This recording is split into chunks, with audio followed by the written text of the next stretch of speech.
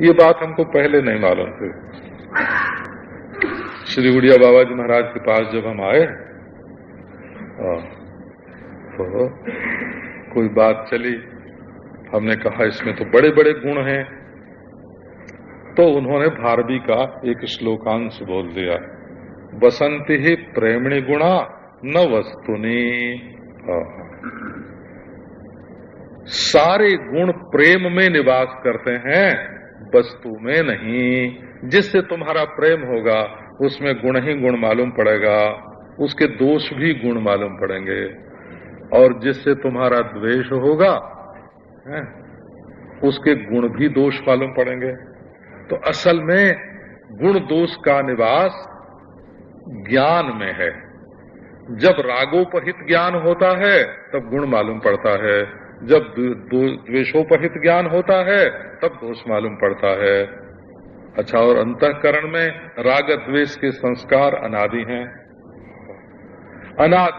अज्ञात हैं, माता पिता से हैं, नाना नानी से हैं, पढ़ाई लिखाई से हैं, संग साथ से हैं।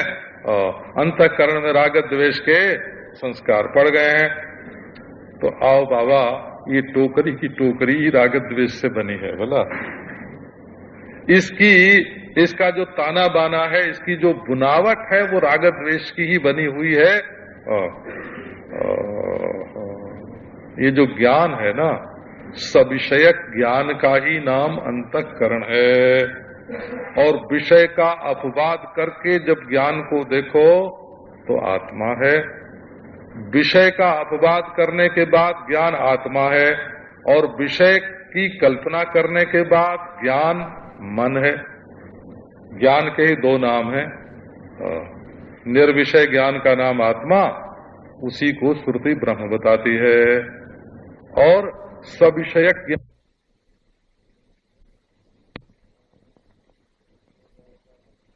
ले जाएगा, पुनर्जन्म का हेतु बनेगा। इसलिए इस अंतःकरण से ही हमारी छुट्टी मिले। आपने सुना होगा, योग वासिष्ठ में एक कथा है। बृहस्पति के पुत्र कच्छ जैसे श्वेत केतु संपूर्ण विद्याओं का अध्ययन करके आए थे, वैसे कच्छ आए, स्तब्ध, अत्यंत स्तब्ध। उन्होंने अपने पिता बृहस्पति को प्रणाम नहीं किया। बृहस्पति ने कहा कि विद्या प्राप्त करके तो विनयी होना चाहिए, ये उद्धत कहाँ से हो गया, स्तब्ध कहाँ से हो गया। खंभा विद्या पढ़ के आया और हो गया खंभा, पिता को प्रणाम नहीं करता है। और बृहस्पति ने पूछा कि क्यों बेटा, तुमको परमानंद की प्राप्ति हुई? बोले नहीं पिताजी। का अच्छा, एक ज्ञान से सर्वज्ञान हुआ? का नहीं पिताजी। कब तब? बोले ऐसा कैसे हो सकता है? का ऐसा ऐसे हो सकता है। उन्होंने समझाया, तब उसने कहा, प्रणाम किया। बोले पिताजी ये हमको भी नहीं मालूम, हमारे गुरुजी को भी नहीं मालूम, आप बताइए। तो बोले बेटा त्याग करो, ये है। तो त्याग करके हो गया, 1 वर्ष घूम आया तो नहीं हुआ। तो बोले और त्याग करो, तो दंड कमंडल भी फेंक दिया। ऐसे महाराज कई बार त्याग किया। अंत में बृहस्पति ने जब कहा त्याग करो, तो उसने कहा अब शरीर को चिता में डालते हैं, जला देंगे, शरीर का त्याग करेंगे। तब बृहस्पति ने हाथ पकड़ा कि नहीं बेटा, इस त्याग का नाम त्याग नहीं है। चित्त त्यागम विदुः सर्वत त्यागम। जब चित्त का तुम त्याग कर दोगे तब सर्वत त्याग होगा।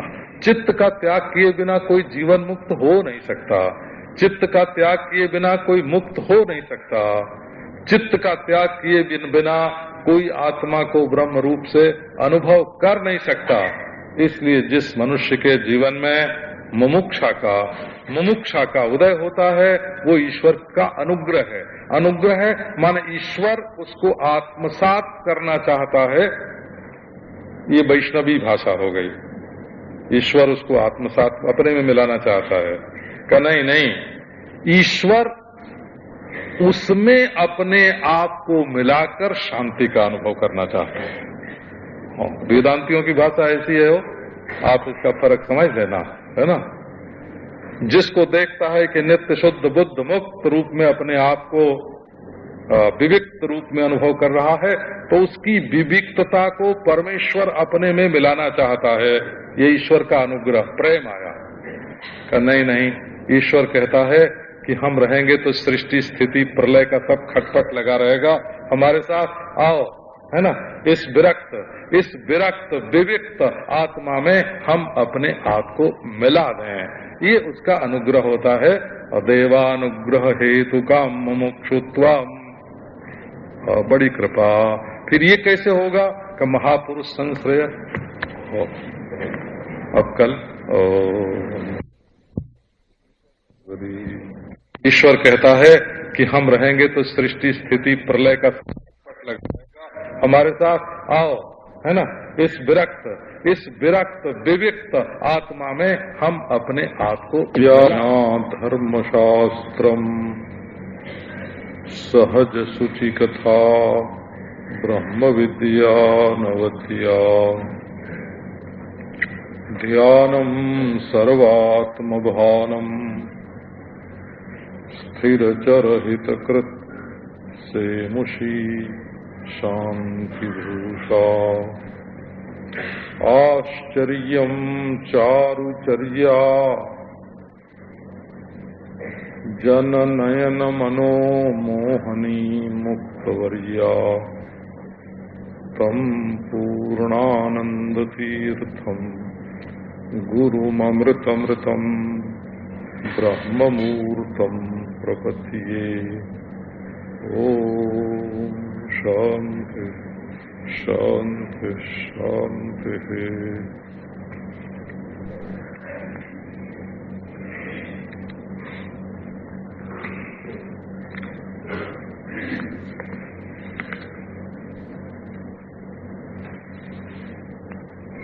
परमेश्वर उसको कहते हैं जो निरुत्तर हो, जिसके बाद कुछ न हो, निरतिशय हो, जिससे बड़ा कुछ न हो।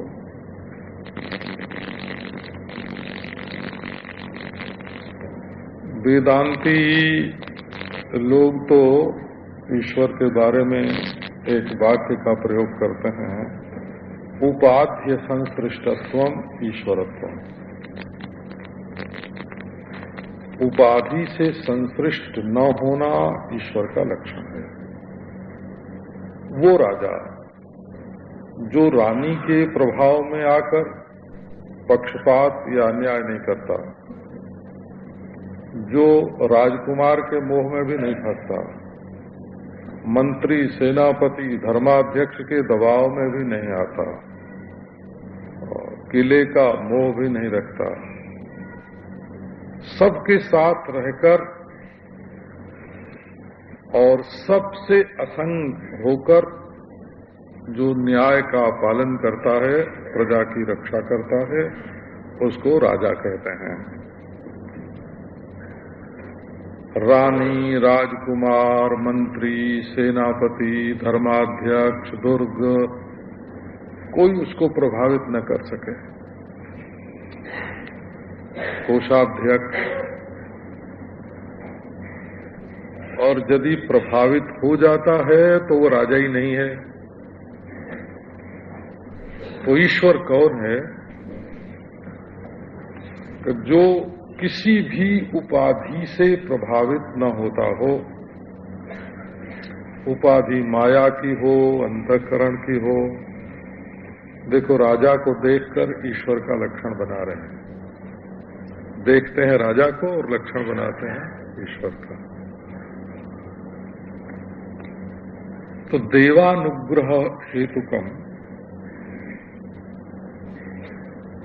परमेश्वर की कृपा उतरी हमारे ऊपर, उसने हमारे ऊपर अनुग्रह किया।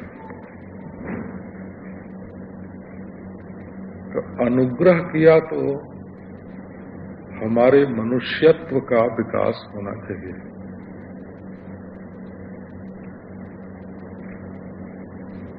आप समझो कि एक है तो मनुष्य, परंतु अपने में हिंदुत्व को विकसित करके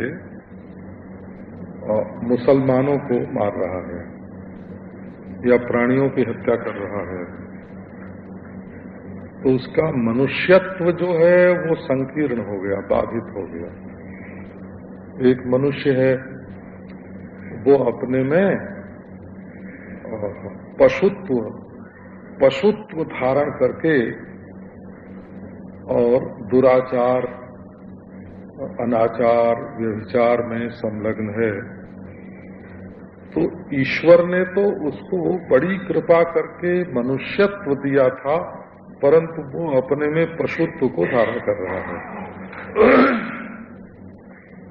ईश्वर ने तो मनुष्यत्व दिया था, परंतु वो हिंदुत्व को धारण करके सदाचार सद्विचार को तो अपनाता नहीं और दूसरों की हिंसा करता है।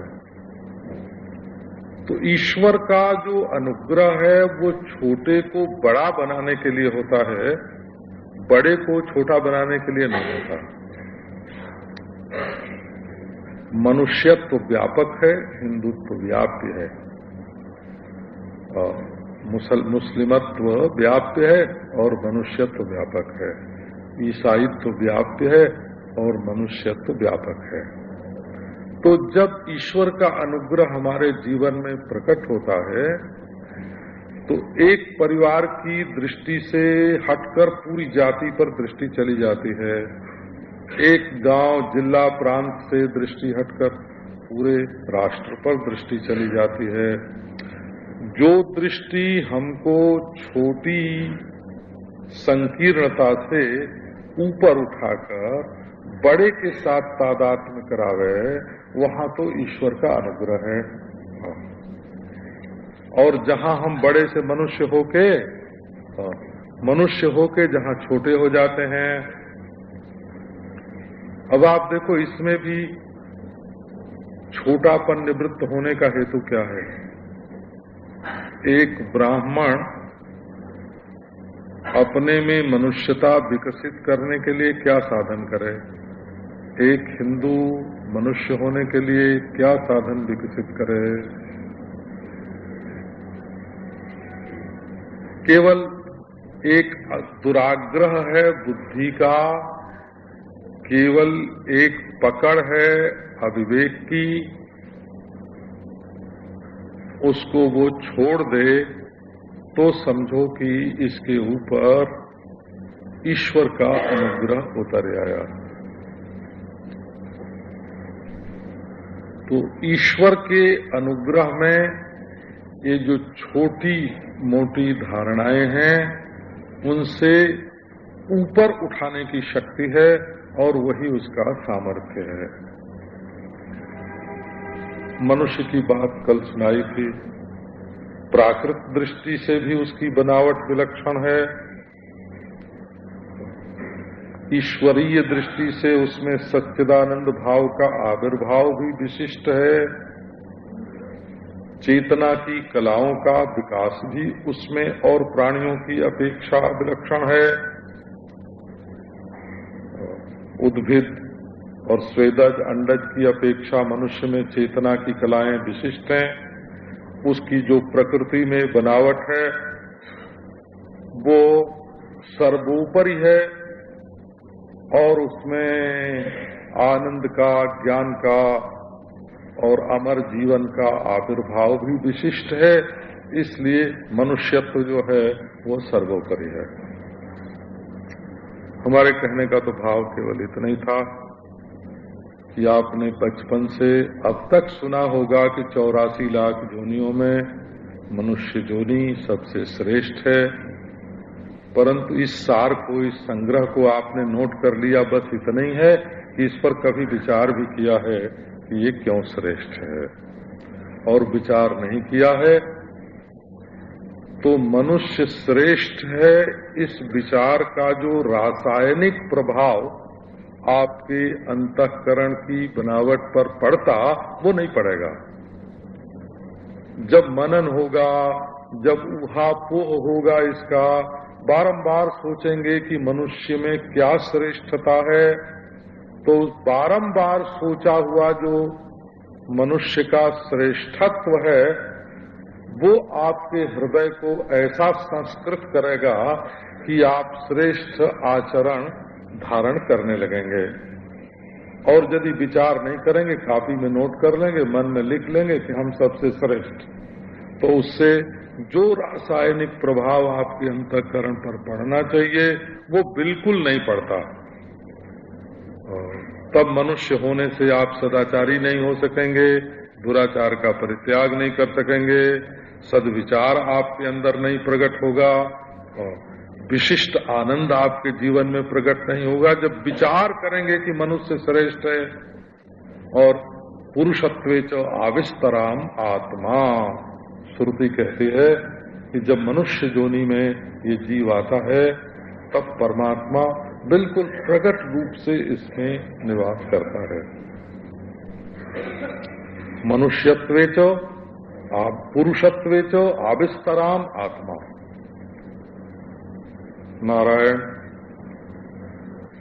श्रीमद् भागवत में आया है, सृष्ट्वा पुराण विविधान न्यजयात्मशक्त्या। ईश्वर ने अपनी माया से तरह तरह के शरीर बनाए,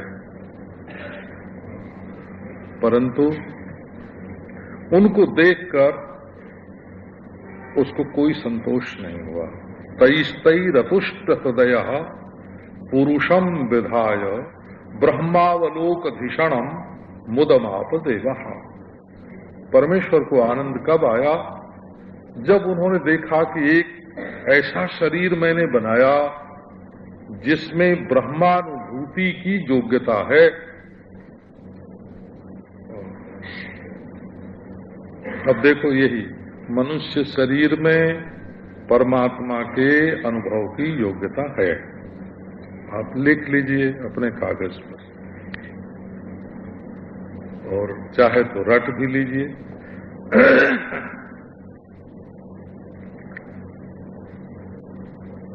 परंतु जब तक आप इस पर विचार नहीं करेंगे कि ये क्या बात है, तब तक आपको हृदयंगम नहीं होगी। इसमें बात ये है, नारायण, कि सब प्राणी केवल ऐन्द्रियक विषयों को ही जानते हैं।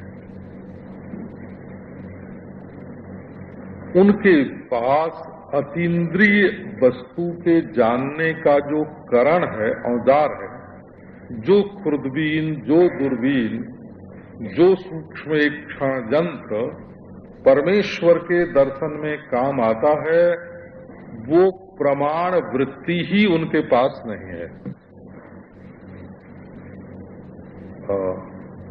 न उनके पास साधन चतुष्टय का अभ्यास है, न उनके पास वेद शास्त्रादि का श्रवण है, न तो अहम ब्रह्मास्मि इत्याकारक वृत्ति उदय होने की कोई उनके पास सामग्री है। तो सामग्री विरहित होने के कारण मनुष्य के अतिरिक्त जो प्राणी हैं उनमें ब्रह्मावलोक धिषणा नहीं है, वो ब्रह्मानुभूति के योग्य नहीं है। अच्छा, अब कहो तो एक आध तर्क वितर्क जैसे करते हैं वेदांती लोग, उसका नमूना सुना दें।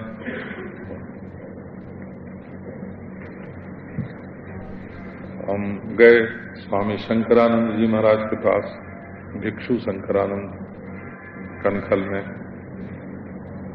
तो उनसे मैंने कहा कि तत्वज्ञान तो केवल मनुष्य को ही हो सकता है।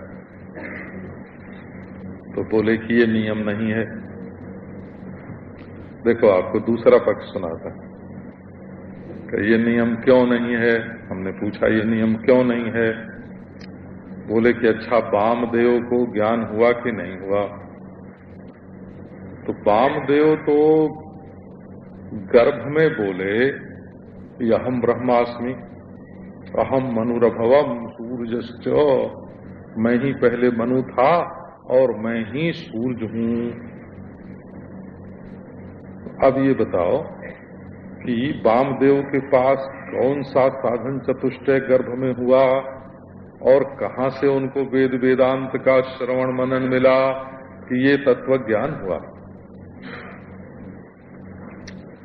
तो इसका उत्तर क्या है? इसका उत्तर ये है कि उन्होंने पूर्व जन्म में समाधि साधन का अनुष्ठान किया था और अहम ब्रह्मास्मि इत्यादि महावाक्य भी उन्होंने सुना था, परंतु किसी प्रतिबंध विशेष के कारण कोई रुकावट आ गया। रुकावट क्या होती है? बुद्धि की मंदता, एक प्रतिबंध। ये भी नहीं कि प्रतिबंध सुन के आप मान लें कि हाँ कोई प्रतिबंध नाम का किम भूत किमाकार पदार्थ होता होगा। प्रतिबंध माने बुद्धि की मंदता, कुतर्क का अधिक होना और शरीर में मैं पने का बहुत ज्यादा होना और विषयासक्ति, भोग में आसक्ति, इनका नाम प्रतिबंध है। विषयासक्ति बाहर है, उससे सूक्ष्म है विपर्जय में दुराग्रह, शरीर में है, और उससे सूक्ष्म कुतर्क है, वो बुद्धि में होता है, और उससे भी सूक्ष्म बुद्धि का अज्ञान के साथ अत्यंत मिल करके रहना प्रज्ञा की मंदता है। ये चारों प्रतिबंध हैं, विपर्जय दुराग्रह, प्रज्ञामान्द्यम, कुतर्कश्च, विपर्यय दुराग्रह, विषयासक्ति, रित्तेते प्रतिबंधा। इनका नाम है प्रतिबंध। तत्व ज्ञान में रुकावट। बोले वामदेव ने पूर्व जन्म में वेदांत का अभ्यास किया परंतु कुछ रुकावट थी, उसके कारण गर्भ में आना पड़ा, और गर्भ में आने पर वो प्रतिबंध दूर हो गया, तो अहम ब्रह्मास्मि, मैं ब्रह्म हूं, ये उनको स्फुरण हो गया। ठीक है, उन्होंने भी श्रवण मनन आदि पूर्व जन्म में किया था। तो बोले ठीक है, फिर किसी ने वेदांत समदमादि का अभ्यास किया हो, श्रवण भी किया हो, परंतु प्रतिबंध आ जाए, विषयासक्ति आ जाए, तो वो पशु पक्षी जोनि में जा सकता है कि नहीं? बोले जा सकता है। और पशु पक्षी जोनि में ही यदि कदाचित प्रतिबंध दूर हो जाए तो तत्व ज्ञान हो सकता है कि नहीं? तो हो सकता है। तब ये नियम कहाँ है कि मनुष्य जोनि में ही तत्व ज्ञान होता है? ये नियम तो कट गया। ये मंडूक हैं, श्वेताश्वतर हैं, तित्तिरी हैं, इनको तो दूसरी जोनियों में भी ब्रह्म ज्ञान हुआ ही है। आप लोग पक्षपात रहित अनुभव प्रकाश यदि कभी देखते हो तो मालूम पड़ेगा। आत्म पुराण देखते हो कभी, तो बहुत विलक्षण है। आत्म पुराण है, अनुभूति प्रकाश है, पक्षपात रहित अनुभव प्रकाश है। आप कभी पढ़ें तो देखें, उसमें गीदड़ तत्व ज्ञान का उपदेश कर रहा है, कबूतर ब्रह्म ज्ञान का उपदेश कर रहा है। तब ये क्या है? अच्छा लो, अब इसका फिर काट बताते हैं आप। वेदांती लोग ऐसे विचार ऐसे होता है, विचार स्वयं ईदृशा। अब इसका काट बताते हैं। इसका काट क्या है? इसका काट ये है कि पहले जब उन्होंने समदमादि साधन का अभ्यास किया और तत्वमस्यादि महावाक्य का श्रवण किया, वाक्यार्थ का श्रवण किया, तब वो मनुष्य थे कि नहीं थे? तो मनुष्य जोनि में ही उन्होंने समाधि का अभ्यास किया और श्रवण आदि किया। अब प्रतिबंध के कारण यदि पशु पक्षी जोनि में जाने पर भी ज्ञान हो गया तो साधन तो मनुष्य जोनि का ही है ना। इसलिए साधन के अनुरूप ये मनुष्य जोनि प्राप्त हुई है। आपको कल कई प्रकार से ये बात सुनाया। इसमें ईश्वर का अनुग्रह क्या है? ईश्वर का अनुग्रह ये है कि बहुत छोटी छोटी आसक्तियों से मुक्त करके मनुष्य को भगवान ने अपने से मिलने के योग्य बनाया है। अच्छा, अब मनुष्य के मन में यदि इच्छा ही न हो तो भगवान कोई नादिरशाही तो करते नहीं। जिसको जो चाहिए वही चीज देना चाहिए। ये हमारी जो प्रचार की प्रक्रिया है ना, वो बड़े जोर जोर से चिल्लाएं महाराज, लाउड स्पीकर लगा के, और चौराहे पर खड़े हो जाएं और पांव में घुंघरू बांध लें और बड़े जोर से चिल्लाएं, आहा तुम ब्रह्म हो, तुम ब्रह्म हो, तुम ब्रह्म हो। अब महाराज ये मोटर पर लोग भागे जा रहे हैं, है ना, ये विक्टोरिया पर चल रहे हैं, ये रिक्शे पर दौड़ रहे हैं, ये कोई ध्यान ही नहीं देता है। तुम तो उनको पिलाना चाहते हो तत्वमसी, और वे तो अपने ध्यान में मगन चले जा रहे हैं। उसमें बैरिस्टर भी हैं, जज भी हैं, कलेक्टर भी हैं, बड़े बड़े बुद्धिजीवी हैं, बुद्धिमान हैं, उनके ऊपर किसी का प्रभाव पड़ता ही नहीं है। तो क्यों नहीं पड़ता है? तो उनके पास योग्यता नहीं है कि योग्यता तो है परंतु इच्छा नहीं है। तो जब तक इच्छा का जागरण मनुष्य के मन में नहीं होगा तब तक सारी सृष्टि के रेडियो और लाउड स्पीकर दिन रात सुनाने लग जाएं कि तुम ब्रह्म हो, तो इसका कोई प्रभाव नहीं पड़ेगा। तो ये प्रचारक लोग जो हैं उनको कुछ शिष्यों का लाभ तो इसमें होता है, परंतु शिष्यों को जब तक इच्छा नहीं होगी, आकांक्षा नहीं होगी, तब तक ब्रह्म ज्ञान का लाभ नहीं होगा। हम जानते हैं तुम्हारी आसक्ति कहाँ है, तुम्हारी रुचि कहाँ है, तुम्हारी दिलचस्पी कहाँ है, तुम्हारी प्रवृत्ति कहाँ होती रहती है, वो सब तो हमको पता है। कब बोले 5 मिनट के लिए आ गए तो महाराज आज ही ब्रह्म ज्ञान हो जाना चाहिए। हमारे पास कई लोग ऐसे आ चुके हैं जो कहते हैं महाराज बस आज ही हम ब्रह्म ज्ञान लेके उठेंगे। मैंने कहा बहुत बढ़िया, तुम बैठ जाओ, हम जरा एक नींद सो लें, थक गए हैं, एक नींद सो के उठेंगे फिर तुमसे बात करेंगे। वो बोले नहीं महाराज सो तो नहीं होगा, आप अभी बताइए। तो भाई क्यों? कहा हमको दुकान पर जाना है। लो ब्रह्म ज्ञान लेके उठेंगे इसके लिए तो आए थे। आहा देख लो भाई कैसी आकांक्षा है और कैसा निश्चय है। तो मुक्ति की जो इच्छा है, मुक्ति की इच्छा में आप देखो, एक तो दुख से मुक्ति की इच्छा, तो ये तो प्रियतमाकार वृत्ति से हो जाएगी। आपका जो प्रिय है उसको आप मन में सोचो, आपको स्त्री प्रिय है, पुरुष प्रिय है ना, देवता प्रिय है, आप मन में उसकी भावना करके उसका सान्निध्य प्राप्त करो और अपने भाव के अनुसार उसका आलिंगन प्राप्त करो मन ही मन। तात्कालिक दुख आपका भूल जाएगा। अच्छा लो समाधि लगा लो, समाधि लगाने से भी आपका दुख भूल जाएगा। खूब पुण्य कर्म में आप लग जाओ, यज्ञ में लग जाओ, कहीं गलती न होने पावे, ऐसे होम करना है, ऐसे कुछ कंडिका करनी है, ऐसा बिछाना है। एक विहित कर्म में लग जाने पर भी दुख कम हो जाएगा, प्रियतमाकार वृत्ति से भी दुख कम हो जाएगा, समाधि लगाने से भी दुख कम हो जाएगा, और बेहोशी की गोली खा लो तो तब भी दुख कम हो जाएगा। परंतु ये जो तात्कालिक उपचार है दुख का, ये वेदांतियों को मान्य नहीं है, कोई नहीं मान्य है। न तो गोली खा के दुख मिटाना मान्य है और न तो प्रियतमाकार वृत्ति करके दुख मिटाना मान्य है, न तो कर्म में लग के दुख मिटाना मान्य है और न तो समाधि लगा के दुख मिटाना मान्य है, क्योंकि ये सब के सब थोड़ी थोड़ी देर के लिए होते हैं और सहज सुख के प्रकाशक नहीं हैं, कृत्रिम सुख के प्रकाशक हैं। दूसरे कर्म में लग जाना, ये तो मन का ध्यान दूसरी तरफ हटाना है। प्रियतमाकार वृत्ति जो है का वो जब तक करोगे जब तक रहेगी, और समाधि जो है का वो थोड़ी देर के लिए लगेगी फिर टूट जाएगी। परंतु इनमें सहज सुख का विकास नहीं होगा, कृत्रिम सुख का विकास होगा। और समाधि में केवल दुखा भाव होता है, परमानंद की प्राप्ति नहीं होती है।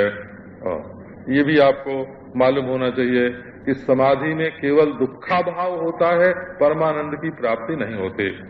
परंतु अपने सहज स्वरूप का जो ज्ञान है वो केवल अनर्थ की निवृत्ति या दुखा भाव ही नहीं है, वो तो परमानंद का और स्वस्वरूप भूत परमानंद का साक्षात्कार है। और स्वस्वरूप परमानंद भी देश काल वस्तु से अपरिच्छिन्न ऐसे का साक्षात्कार है। इसलिए मन में मुमुक्षा का उदय होना माने मोक्ष की इच्छा। मरने पर मोक्ष होता है ऐसा दूसरे दर्शनों का कहना है। हमने एक बार एक महात्मा से बात की कि महाराज एक तो होती है क्रम मुक्ति, यहाँ से ब्रह्मलोक में जाओ तो मुक्ति होती है, एक होती है सद्यो मुक्ति तत्काल हो जाती है, एक होती है जीवन मुक्ति जो जीवन भर होती है, और एक होती है विदेह मुक्ति मरने पर होती है। बौद्धों में निर्वाण, निर्माण, महानिर्वाण, निर्वाण, महानिर्वाण, परिनिर्वाण, अति निर्वाण मुक्ति के भेद हैं, क्योंकि वो मनस्थिति के स्तर हैं। असल में मनस्थिति के स्तर हैं। तो तब महात्मा ने कहा कि भाई देखो, मुक्ति में भी भेद बनाते हो। मुक्ति अभेद बोध है, भेद भ्रांति की निवृत्ति से उपलक्षित जो प्रत्यगात्मा है उसका नाम मोक्ष है। तुम मोक्ष में भेद क्यों बनाते हो? अरे नारायण, मैंने उड़िया बाबा जी महाराज से पूछा कि महाराज जीवन मुक्ति अच्छी है कि विदेह मुक्ति?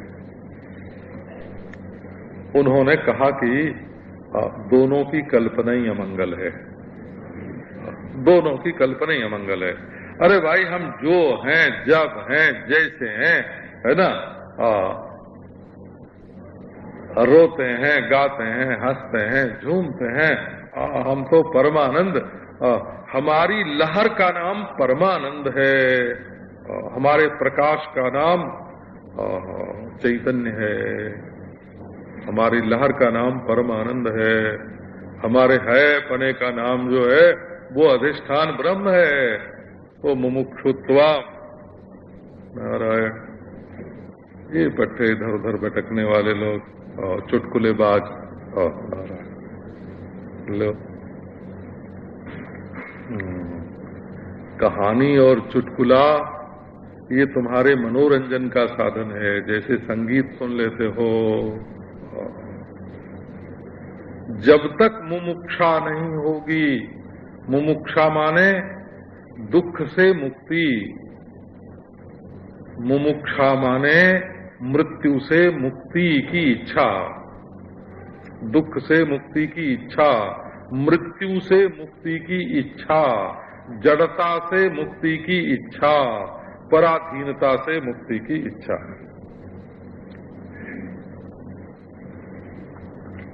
एक है ना, वो क्या नाम है, विद्यारण्य स्वामी का सर्वदर्शन संग्रह, माधवाचार्य का बोलो, तो उसमें उपासना के सिद्धांत के बाद जब ज्ञान सिद्धांत की भूमिका प्रारंभ की तो बोले कि उपासना की मुक्ति में और ज्ञान की मुक्ति में क्या फर्क है? बोले उपासना की मुक्ति तो उधार लिया हुआ धन है, किसी ने दे रखा है, पराधीनता है उसमें, यही है लिखा। उपासना की मुक्ति से पराधीनता की निवृत्ति नहीं होगी, और तत्व ज्ञान की मुक्ति जो है वो तो अपने सहज स्वरूप की, है ना, सहज स्वरूप का प्रकाश है। उसको कोई छीन, उपासना वाली मुक्ति को कोई छीन सकता है, परंतु स्वरूप भूत जो मुक्ति है उसको कोई छीन नहीं सकता।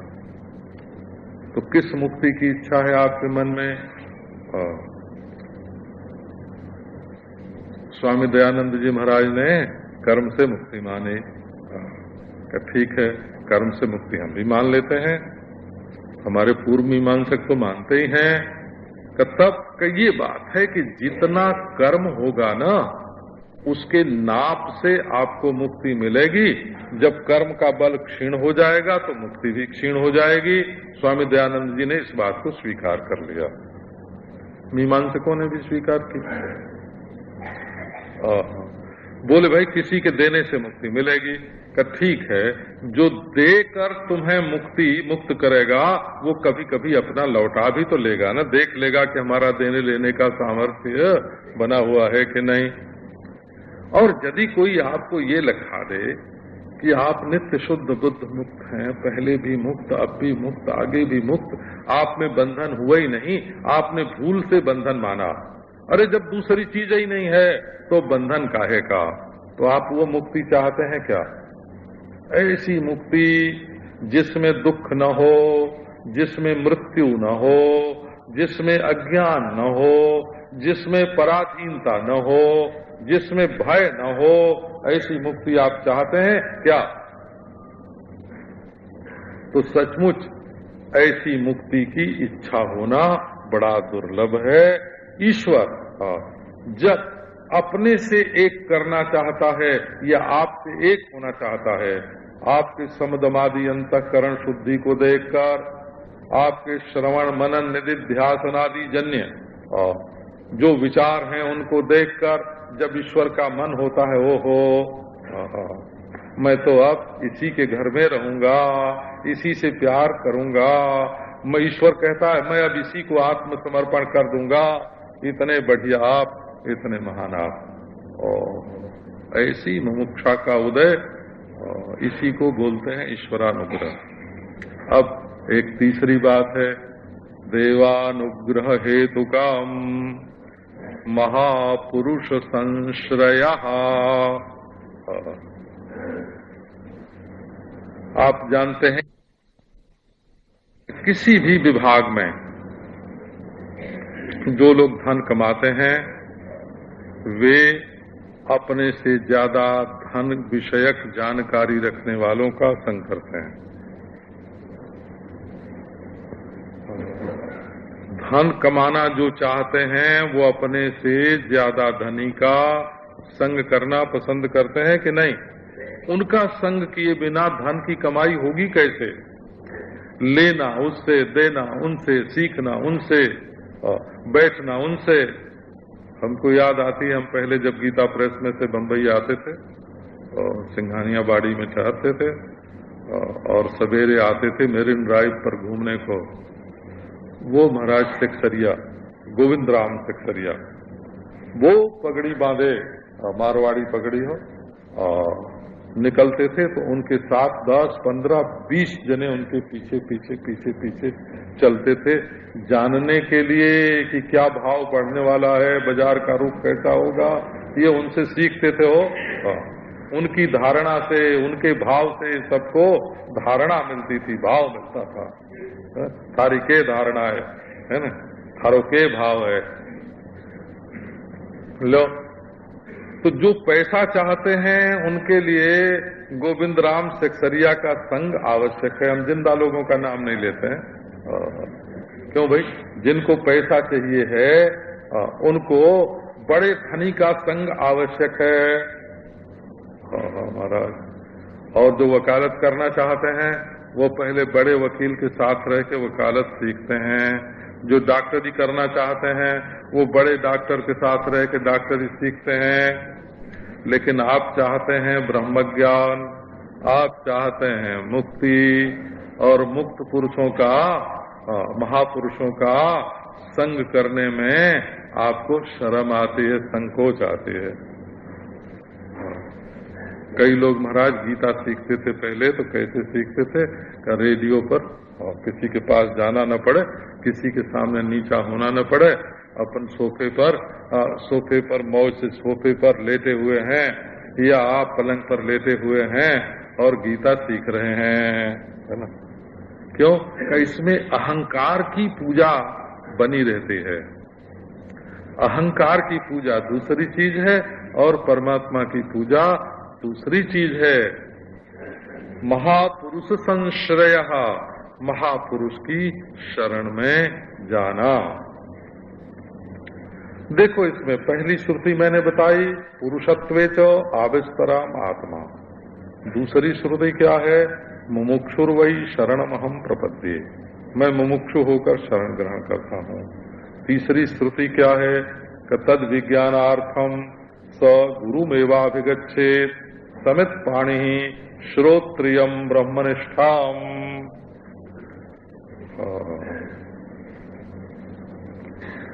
मैंने एक बड़े प्रसिद्ध व्यक्ति के बारे में महाराज जी से पूछा, बाबा से, कि ये तो मुक्त हो जाएंगे महाराज।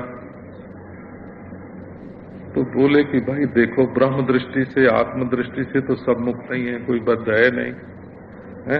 जो मुक्त है सो मुक्त ही है, आत्मा तो मुक्त ही है। लेकिन इनका जो बड़प्पन का अभिमान है वो तो न कभी मुक्त था, न है, न होगा। 7 जन्म में भी इनका बड़प्पन का अभिमान जो है उसको मुक्ति मिलने वाली नहीं है। ये तो परिच्छिन्न वस्तु के साथ अपना तादाद में जोड़कर और उसके बड़प्पन से, और मैंने देखा अपनी आंख से उसी व्यक्ति को, है ना, उसकी जो स्मृति शक्ति थी, उसकी जो प्रतिभा थी, उसकी जो बुद्धि थी, उसको जो शास्त्र कंठस्थ थे, मरने के कुछ दिन पहले ही महाराज न स्मृति रही, न प्रतिभा रही है, न वो शास्त्र कंठस्थ रहे। ये सब बाहरी मामला है, हो सब बाहरी मामला है, कुछ नहीं। हम एक विद्वान को जानते हैं, अभी हैं आजकल, वो अपनी जवानी में विश्व विख्यात विद्वानों में से एक है, परंतु आज का उनको ये भी याद नहीं रहती है कि 5 मिनट पहले मैंने क्या कहा था। ये स्मृति शक्ति के भरोसे, अपनी उपासना के भरोसे, अपने बल के भरोसे सच्चाई को जाने बिना और कोई सोचे कि हम मुक्त हो गए, बिल्कुल गलत बात है। तो एक महात्मा से किसी ने पूछा, महाराज ज्ञान कैसे होता है? देखो बहुत सीधी बात। बोले दिया कैसे जलता है?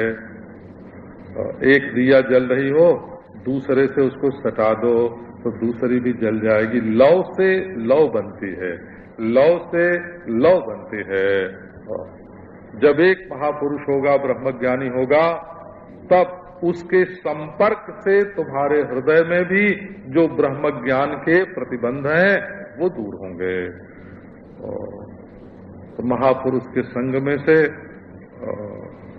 एक ऐसी हवा निकलती है, एक ऐसी आवाज, महापुरुष के शरीर में से एक ऐसी आवाज निकलती है, एक ऐसा पवित्र स्पर्श फैलता है, एक ऐसी चांदनी छिटकती है, एक ऐसा स्वाद आता है, एक ऐसी सुगंध फैलती है महापुरुष के शरीर में से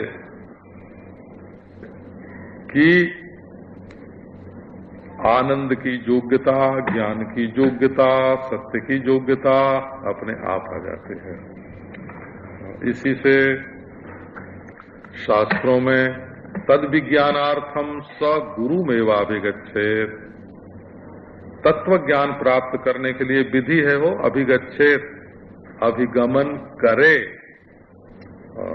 अभी ये नहीं बुलावे नहीं, इसका अर्थ ये नहीं है कि आओ हमारे घर में वेदांत की ट्यूशन दे जाओ। वो वेदांत की जो ट्यूशन होगी ना, उसमें तो गुरुजी पैसे पर खरीदे होंगे और अपने नौकर मालूम पड़ेंगे, अपने से छोटे मालूम पड़ेंगे। ये नहीं कि उसमें से श्लोक में से वेदांत निकल आवेगा।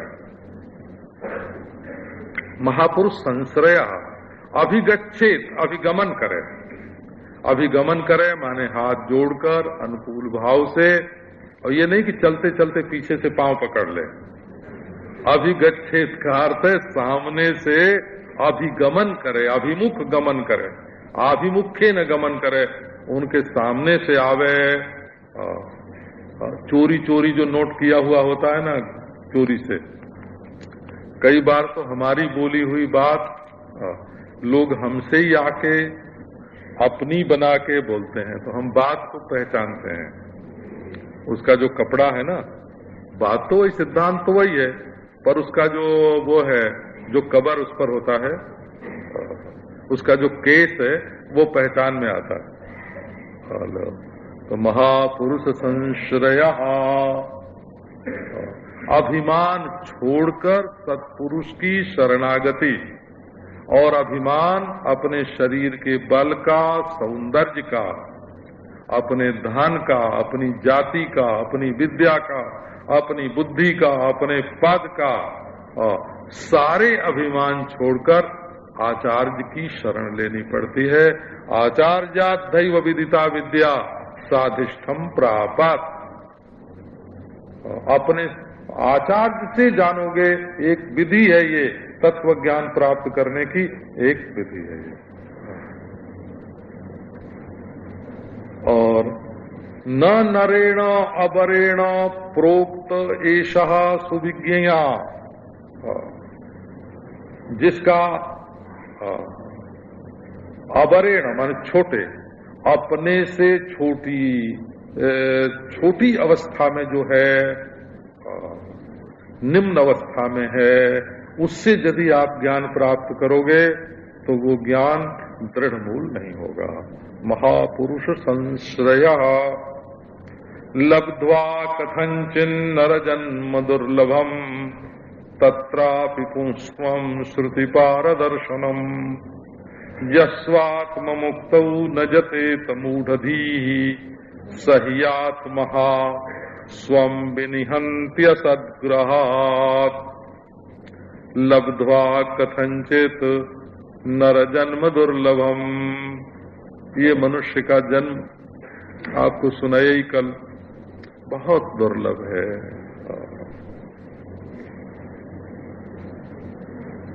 दुर्लभ, एक दुर्लभता तो ये है कि हम स्वयं चाह के इसको प्राप्त